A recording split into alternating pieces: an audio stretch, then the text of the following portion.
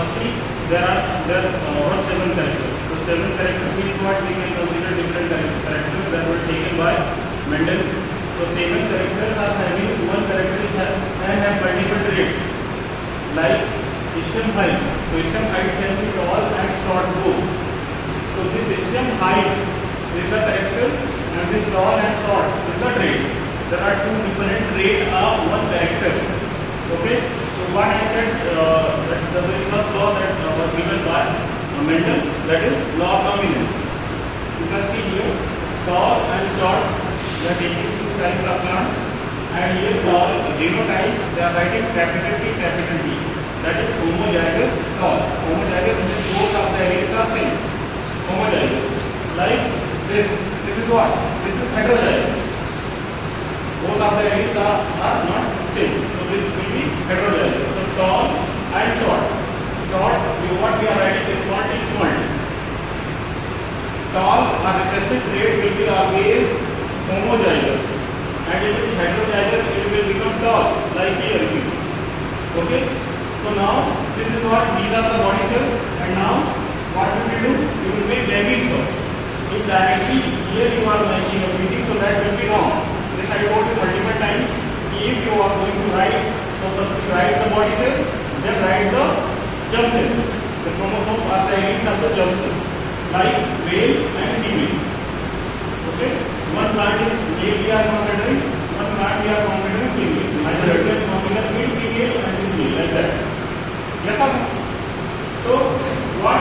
Capital T small t, capital T small t, capital T small t, capital T small t. Yes sir. Here genotypic ratio and phenotypic ratio both are 1:1. Means what? All are tall and their genotype is same. Now see how we will say that this is the law of dominance. Why? Because tall and short we are taking both. But in first generation we are getting tall only. We are not getting this trait. It shows if this tall was dominant over the short. Yes or no? So this is law of dominance. Now what is law of segregation? This I told you, this you can understand by taking example of monohybrid cross. What is monohybrid cross? I told you earlier. Monohybrid cross, if we are considering only one character at a time, this is called as Monohybrid cross. The first law we have discussed here, Mendelian very first law of dominance. Now see, this is what? This is the very first generation, F1, filial 1, first generation.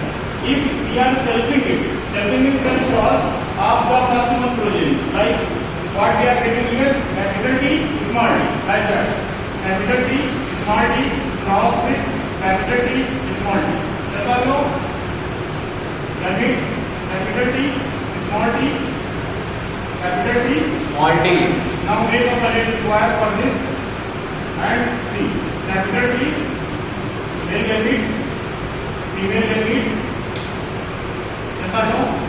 Capital T, capital T, capital T, small t, capital T, small t, and small t, small t. If you observe here, so first one capital T, 1 is 2. Okay? 2 capital T, small t, 2 is 2. And 1 small t, 1. This is what? This is genotypic ratio. Genotypic ratio. Hope I am very clear? 1, 2, and 1. 1. Okay. And phenotypic ratio. Phenotypic ratio is what? Phenotypic ratio is 3, 1, 2, 3. It all. This capital T, homozygous tall, capital T, small t, heterozygous tall, and small t. I told you earlier that small t will be always what? Homozygous. Recessive are always homozygous. Okay? So 3 are tall and 1 is short. So what is the phenotypic ratio? 3:1. Now how can you say this is the law of segregation? If you look, what you are getting here? F2. Filial 2, second generation. So if you observe the second generation, that short you are not getting in first generation, but it was suppressed. Now this short is visible in second generation. The short is visible in second generation, That's why it is called as law of segregation. Whatever characters, whatever trait we do not get in first generation, the same trait we are getting in second generation when we are self-crossing the F1 progeny. So this is called as law of segregation. So here also you can see, here also what we are doing, we are taking the example of dog and short only. The law of dominance and law of segregation you can understand by taking example of monohybrid cross.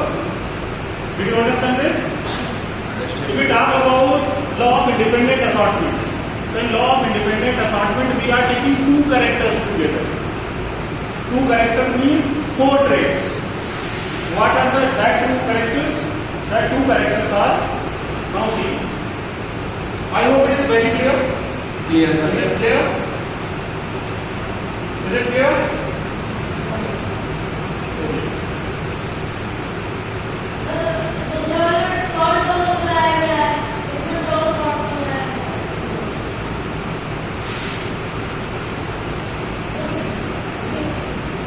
इसलिए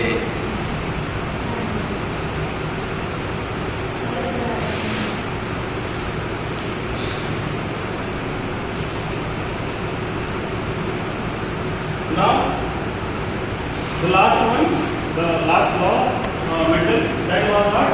Law of independent assortment. Law of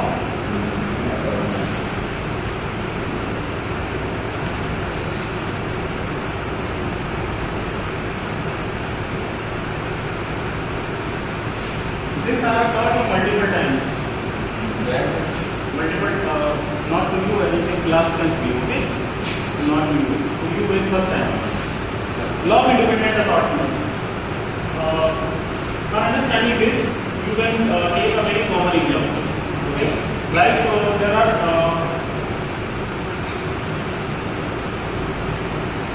there is the family, father and mother. Okay? The father is having what? Straight hair and broad forehead. Father is having what? Straight hair and broad forehead. And mother is having what? Curly hairs and narrow forehead. Are you getting this? So whatever baby will be produced by them, so there is not always the chances that the baby will have broad forehead and straight hair. It can be what? The baby is having narrow forehead and straight hairs. Means one character of father and one character of mother. That is what Mendel wants to say. Mendel is saying that two characters are not linked. They are free. Like I told you, suppose there is a parent, mother and father. The father is having what? Broad forehead and straight ears, and mother is having narrow forehead and curly ears. So if both of the characters are linked together, so what will baby have? Baby will have either straight hair, broad forehead, or curly hairs, narrow forehead. But what can baby have? Baby can have straight hairs and narrow forehead. One character of father and one character of mother. This was said by Mendel. Law of independent assortment means what? Means two characters are not interlinked. They are free to travel. Like see, here Mendel has taken example of Poisson said P, third and P. What two characters he has taken?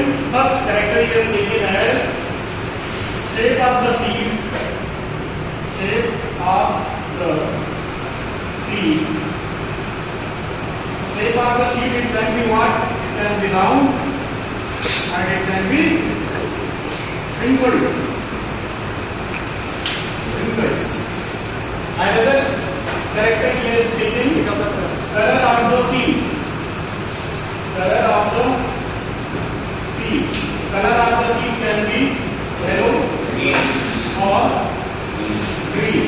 Yes or no? Yes. So what is said already? That round and wrinkled. Round is dominant and wrinkled is recessive. This is already. You may ask why round is dominant and wrinkled is recessive.